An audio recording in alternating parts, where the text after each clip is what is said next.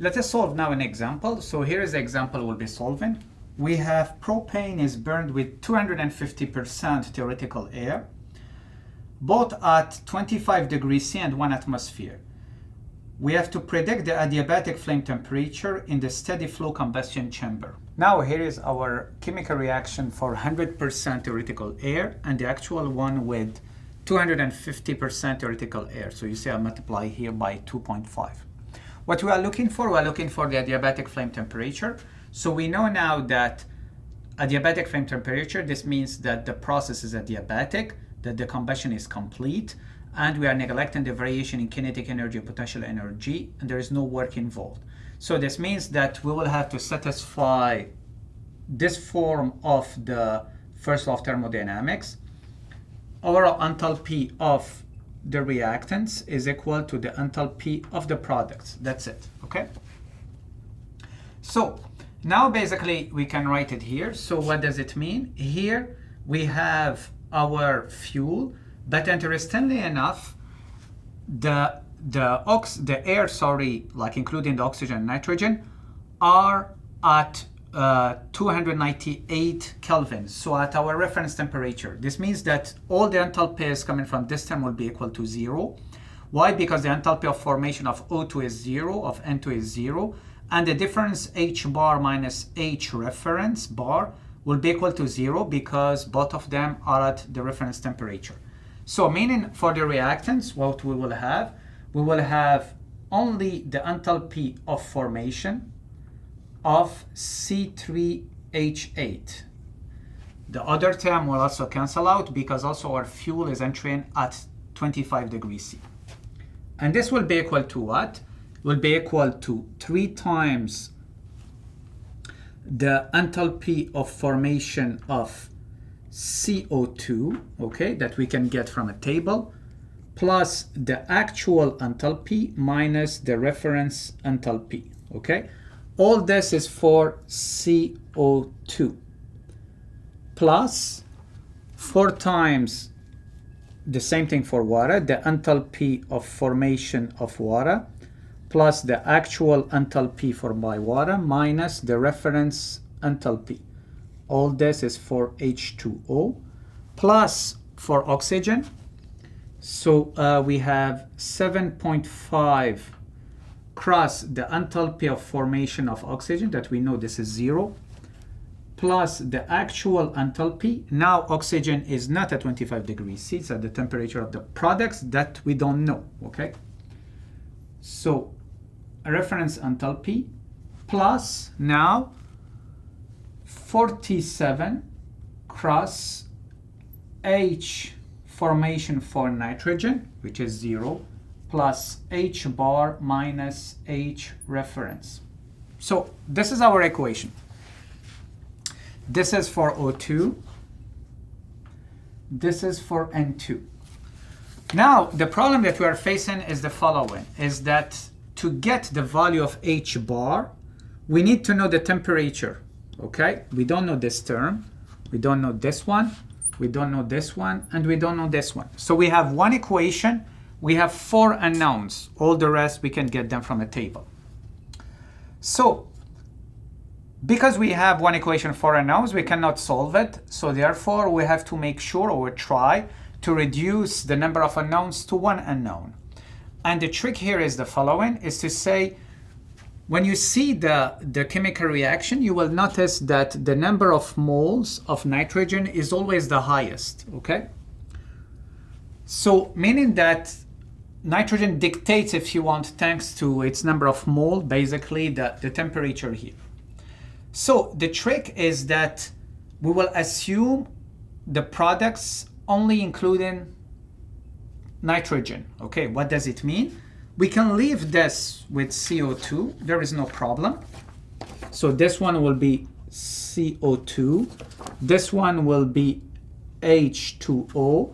This one will be O2. This one will be N2. There is no problem with this. But now this one that should be H bar CO2, we will assume it to be N2. This one will be assumed to be N2. The same thing here. and here is already, this one is already N2. So now in this equation, instead of having 4 unknowns, we have now only one unknown, and this unknown is H bar N2, okay? So the rest actually we can get it. So you can see here a table where we can get all the values for the enthalpy of formation and the reference enthalpy. And the interesting thing now is that we have only one unknown. Our unknown here is H bar N2, okay? So we can solve this equation and get the value of H bar N2. When we get H bar N2, we go to a table and we get the temperature corresponding to our H bar N2, okay? By doing this in this case, this will give us a temperature of 1380 Kelvin. But be careful, this is not the correct one, because we assumed that all the products contain nitrogen here, okay? So now what we can do, we can recalculate H of the products at this temperature, at 1380 Kelvin, okay? What does it mean? Now we will only, instead of considering N2, we'll go back to our real actually formulation with CO2, but then we can go to a table and get H bar CO2 at 1380. We get the same thing for, we do the same thing for H2O, O2, N2, we already actually got it here. So, and when we calculate HP at 1380, we will get the following value. So we will get a value of 68110 kilojoules per kilomoles. This is the value that we'll be getting with the temperature of 1380. But this one will be different from this one, which is H of the reactants. H of the reactants that we get only thanks to the fuel. And H of the reactants is basically just H formation of C2H8 gas, which is actually minus 103,850 kilojoules per kilomoles. So basically they don't match. Since they don't match, this means that our temperature is not correct, okay? And more than this gives us an indication that our temperature is too high. So what we can do now, we can shoot another value.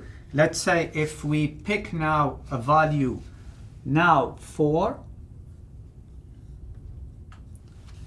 T is equal, let's say a lower value, 1300 Kelvin. What do we get? We get that we will get actually HP will be equal to minus 96100 kilojoules per kilomoles. So still doesn't match, okay? So sorry, with the minus.